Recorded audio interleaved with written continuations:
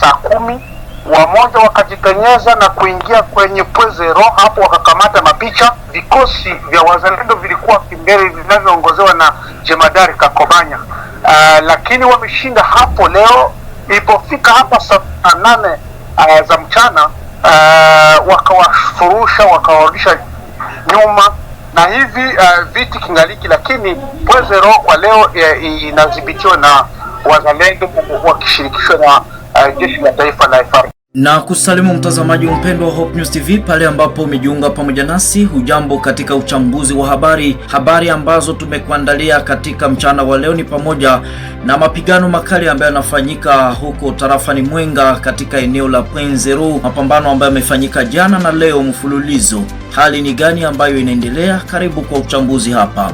Lakini pia tutakuja kurejea katika mji wa Lubumbashi ambako makabila ya watoka Kivu wanataja kuonewa katika eneo nzima la Lubumbashi wakati wanapoendesha shughuli zao za kawaida. Wanataja kuto kuendesha kwa amani, kuingiliwa majumbani na kukamatwa kiholela kwa shutuma kwamba ni Wanyarwanda. Hali hii imetokea lini na nini kinaendelea? Karibu kujiunga pamoja nasi hapa, utapata uchambuzi mwanana. Hii ni Hope News TV ambayo inakuangazia habari nzima kama na hizi. Lakini kama wewe ni mgeni hapa Hope News TV, ni kukaribishe kwamba uweze kujiunga, usikose kusambazia wengine. Hapa utapata habari za ukweli kutoka katika majimbo 26 ya DRC, bila kuweka kando habari za Afrika. Tunawasalimu wale wote ambao wanatufuatilia wakiwa katika nchi za mbali, ugenini huko Amerika, Angola, Burundi na kadhalika. Wote tunawasalimu na kuwakaribisha tena kwenda nasi mwanzo hadi mwisho. Huko mashariki mwa Jamhuri ya Kidemokrasia ya Kongo ambako tunaelekea, mapigano makali yanaendelea katika tarafa la Mwenga, hususan katika eneo la Pwezero. Duru kutoka eneo hilo zinataja kwamba bado eneo la Pwezero liko chini ya udhibiti wa wazalendo, na hivyo kutaja kwamba Wanyarwanda ambao ni M23 na washirika wao wamepata kichapo kikali katika eneo hilo. Watu 16 wamefariki upande wa M23, 21 wameumizwa vikali. Kwa wasikilizaji wetu ambao wakufahamu, wenda ukumbusho wa jina lako mheshimiwa. Mimi naitwa Honorable Piero Kaluba Nalwindi, nikiwa hapa Makobola. Tunaelezwa kwamba kumekuwa na mapigano makali siku 2 mfululizo hapo Pwezero katika tarafa la Mwenga. Hali ni gani muda huu? Tangu siku ya 4 tarehe 15 wamekuja kwenye kaza FARDC na wazalendo, wakatake hapo. Hawakuwahi kufaulu, lakini wakawa na nguvu nyingi magharibi, wakajirudiko wakapigana, lakini ilipofika na saa 2 za usiku wakasimamisha vita. Asubuhi ya leo, asubuhi ya saa 10 wamoja wakajipenyeza na kuingia kwenye Pwezero. Hapo wakakamata mapicha. Vikosi vya wazalendo vilikuwa kimbele vinavyoongozewa na Jemadari Kakobanya, lakini wameshinda hapo. Leo ilipofika hapa saa 8 za mchana, wakawafurusha wakawarudisha nyuma, na hivi viti kingaliki, lakini Pwezero kwa leo inadhibitiwa na wazalendo wakishirikishwa na jeshi la taifa la FARDC. Nini kinaweza kikaaminisha watu kwamba wazalendo na FARDC wako hapo Pwezero? Unajua ya kwamba Pwezero ni nafasi, ni kati kwa njia mbili. Kuna njia ya kwenda Minembwe na kuna njia ya kwenda Mikenge. Jemadari Kakobanya tumemuita, aseme anaendelea kudhibiti hiyo eneo. Tunaongea naye kinagaubaga, hatuwezi tukasema mambo ya uongo. Na cha muhimu sana, ingekuwa wale wa M23 wanaendelea wako pale Pwezero, wangeendelea kusonga mbele, lakini wasongi mbele kwa sababu wamepata shida, masala wamepigwa vikali sana, na hapo wakarudia nyuma. Matokeo ni gani hapo kwa vita vya jana na leo? Matokeo ya jana, ngapo ya waasi wana uwezo wauliza, lakini tumeona maiti ile, hatukuchukua kama unaweza kupatikana, lakini ngambo ya wazalendo na FARDC hapo tumepoteza watu wawili na mbili. Labda ujumbe wenu kwa serikali kutokana na hali nzima ambayo inaendelea. Sasa ujumbe wetu kwa serikali, sisi kama wazalendo tunaomba serikali kuzidisha vikosi ili na wakutafuta nguvu ya kukimbiza hao wahalifu kwenye hiyo milima mirefu. Hatuoni cha muhimu kusema eti wao waendelee kuikala Baraka na Minembwe kunadhibitiwa na waasi. Inafaa wafukushu wakimbiza hapo Minembwe, na kama hawafanyi hivyo tunahofia usalama wa raia, kwa sababu wa M23 wameshindwa kutobola Makobola, lakini wanapendelea kupitia kwenye njia wa Ethiopia. Lakini tunaomba government izidishe vikosi na kukomboa maeneo kadha wakati. Mnadhani wakiwa hapo Point Zero, wakimiliki huo mji wa Point Zero au kijiji cha Point Zero, wataelekea wapi na wapi? Hapo wakimiliki hapo ni kuna njia mbili. Kuna njia ya kushuka Mtambala, kuna njia ya kwenda Marungu kwa mlima, kuna njia ya kwenda Bibokoboko.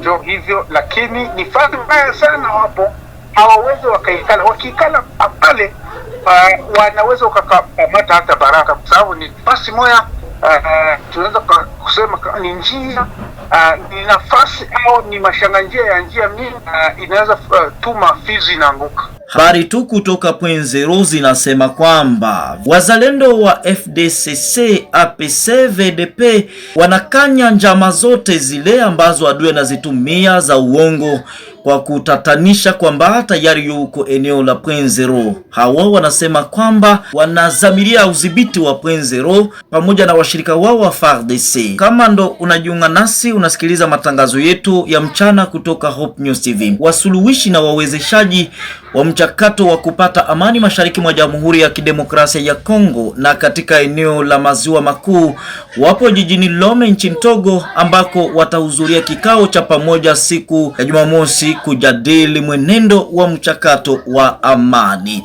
Mwenzetu Big Mason hapa anaangazia zaidi. Wasuluhishi na wawezeshaji wa mchakato wa kupata amani mashariki mwa Jamhuri ya Kidemokrasia ya Kongo na katika eneo la Maziwa Makuu wapo jijini Lome nchini Togo, ambako watahudhuria kikao cha pamoja siku ya Jumamosi kujadili mwenendo wa mchakato wa amani. Lengo la mkutano huo ni kuimarisha ushirikiano kati ya wadau wote wanaohusika kwenye mchakato wa kusaidia kuleta amani mashariki mwa DRC, lakini na kuendeleza mazungumzo kati ya pande zinazokinzana, lakini pia kutathmini utekelezwaji wa makubaliano yaliyoafikiwa kama ule wa Washington. Mwenyeji wa mkutano huo ni Rais wa Togo Faure Gnassingbe, mpatanishi wa Umoja wa Afrika, ambaye siku ya Alhamisi alikutana na kufanya mazungumzo na mwenyekiti wa tume ya Umoja wa Afrika Mohamed Ali Yusuf.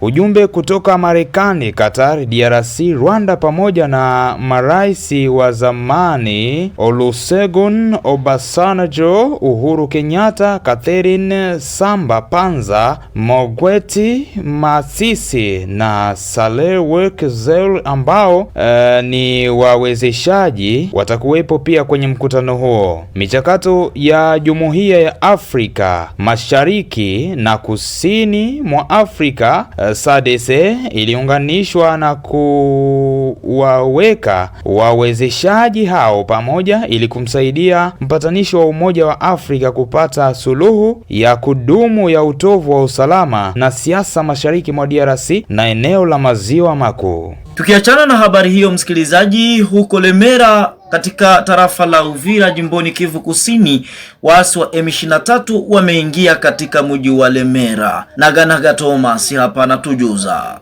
Pamoja na wito wa kusitisha mapigano kati ya vikosi vya serikali na waasi wa M23 mbele katika maeneo ya Kivu Kusini na Kivu Kaskazini, Wapiganaji wanazidi kuongeza mashambulizi yao katika mtaza huu.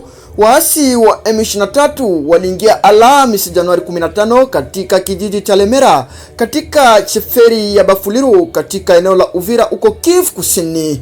Safu za waasi zilionekana asubuhi baada ya mapigano makali kati yao na wazalendo katika kijiji hicho kilichopo katika milima ya Uvira. Vyanzo vinashuhudia kuwa waasi walifanya uvamizi katika vijiji kadhaa kama vile Kaziba, Langala na Rubanga ili kufikia Lemera. Waasi waliingia Langala na Rubanga kabla kujigawanya katika makundi mawili. Kundi moja lilielekea Kidote na lingine na Kadongo, anasema mwananchi mmoja wa eneo hilo. Lemera ni kijiji kilichopo kilomita 30 kutoka Bwegera baada ya Luvungi ukitoka kwenye barabara ya kitaifa nambari 5. Njia hiyo inapita katika vijiji vya Kiringe na Mutiri, Rubanga, Bwesho na Kidotu. Lemera ni kijiji muhimu katika eneo la Uvira kwa kuwa kilikuwa kituo cha mafunzo ya kijeshi kwa waasi wa AFDLR. Kwa wachambuzi wengi, kuchukua Lemera kunaweza kufungua njia kwa waasi kuelekea Mulenge na Katala katika milima ya Uvira. Lemera pia ni muhimu kwa kuwa hospitali maarufu ya Panzi ilianzishwa hapo, ambapo Daktari Denis Mukwege, mshindi wa tumo la amani mwaka 2018, alifanya kazi kama daktari mkuu mwaka wa 1996. Hope News TV, Naganaga Thomas. Waasi wa AFC M23 ambao wanasimamia maeneo makubwa katika matarafa ya jimbo la Kivu Kusini na Kaskazini walitangaza kwamba wameuweka mji wa kimkakati wa Uvira chini ya uwajibikaji wa jumuiya ya kimataifa katika barua iliyotumwa Alhamisi Januari 15, 2026 kwa katibu mkuu wa Umoja wa Mataifa Antonio Guterres. Mratibu wa kisiasa wa uasi Corneille Nangaa anabainisha kuwa mbinu hii inafuatia uamuzi wa kuondoa vikosi vya waasi uliotangazwa tarehe 15 Disemba 2025 na kusisitiza hivi majuzi, huku akiomba kusitishwa kwa mapigano. Kelvin Bwija ni mratibu wa shirika la kiraia Sosiko RDC na mtafiti wa masuala ya kiusalama kutoka Uvira. Anaeleza hali iliyopo Uvira. Malgré communiqué yenye ilikuwa lance jana ya kuonesha kama ile systeme ya cessez-le-feu inapasha kuwa observe kufatana na makoro ambazo zilikuwa sinye Doha na Washington, wa Rugaruga wanaendelea toujours ku violer ma différents accords, na mpaka sasa kuko communiqué ambayo ilikuwa lance jana na patro wa Rugaruga Nangaa ya kusema eti watajiretire dans 48 heures. Kia ajabu mpaka hivi hakuna retrait yenye ko observe na wa Rugaruga. Jana wameiba mali ya raia, wameiba hata gudro, moto zimeibiwa, magari zimeibiwa, vitu vimeibiwa vyenye bilikuwa magari. Na mwa ile parcours utafahamu tu wakingali ile maafuso zao zingali zinaingia mji wa Uvira. Objectif ni kupie mali ya raia, yani mambo kaza wa kaza, mabotike kubwa kubwa, mamagaze, mabureaux administratif zote zimeibiwa vitu. Direction ya vitu viko vinaenda ni Rwanda toujours. Ni kusema tu kama leo wako wanapie tena Kiliba, Bwegera, Runingu, Sange, ile maeneo yote wanaendelea kupie mali ya raia. Ni kusema tuna alerte opinion nationale ki international kama waasi wa M23 wakingali wanapie mambo kaza wa kaza, mali ya raia na vitu vingi vya samani. Ile communique ya Nangaa fantasiste ya kusema kama mu 48 heures watu wake wa rebelle wa M23 wanapasha kujiretire mu maeneo kaza wa kaza mji wa Uvira, ile retrait mpaka hivi hayakuwa observe. Maniema msikilizaji, ambako tunajielekeza ni kwamba wakongwe na wadau wa siasa kutoka Maniema wanaiomba serikali kuhakikisha inawasimamia vyema wapiganaji wa wazalendo ambao mara kwa mara wanapambana na jeshi la DRC FARDC. Washirika wao wanatoa mfano wa mapigano yaliyotokea takriban siku 10 zilizopita katika eneo la Kailo, kundi la Kasenga, Numbi, ambapo vikosi hivyo viwili vilipambana na kusababisha idadi kubwa ya watu kuyahama makazi yao. Edi Moke Sumaili, mashuhuri wa Kailo, anamomba mkuu wa nchi kufanya kila linalowezekana kutatua swala hili. Hali hii iliwalazimu wakazi kukimbilia msituni, wakajikuta hawana makazi na kunyimwa mahitaji muhimu. Karibu ni janga la kibinadamu ambalo linateketeza eneo hilo. Je, kuna manufaa gani kwa ndugu zetu wazalendo kukabiliana na FARDC? Waulize hawa mashauri. Pia wanawasilisha ombi lao kwa waziri wa mambo ya ndani Jacquemain Shabani, waziri wa ulinzi Guy Mwandiavita, pamoja na mawaziri wa afya na masuala ya kibinadamu, wakiwaalika kuingilia swala hilo kwa adhabu ya kuendeleza maafa katika jimbo zima. Pia wanatoa wito kwa mamlaka na wananchi kutoka Maniema kwenda Kindu kutoa uelewa, uhamasishaji na kusimamia wazalendo ili kuleta amani, wakikumbuka kuwa si kazi ya rais wa jamhuri pekee, ni kazi ya kila mtu, waliongeza. Msikilizaji na mtazamaji wa Hope News TV, ni hapo tunaweka nukta kwa matangazo yetu ya leo. Asante sana kwako ambaye ulikuwa pamoja nasi, na karibu wakati mwingine. Hii ni Hope News TV. Mimi ni Espoir Kilongo Itele ambaye ulikuwa naye mwanzo hadi mwisho. Shukrani sana kwa kujiunga kwako na kuwasambazia wengine.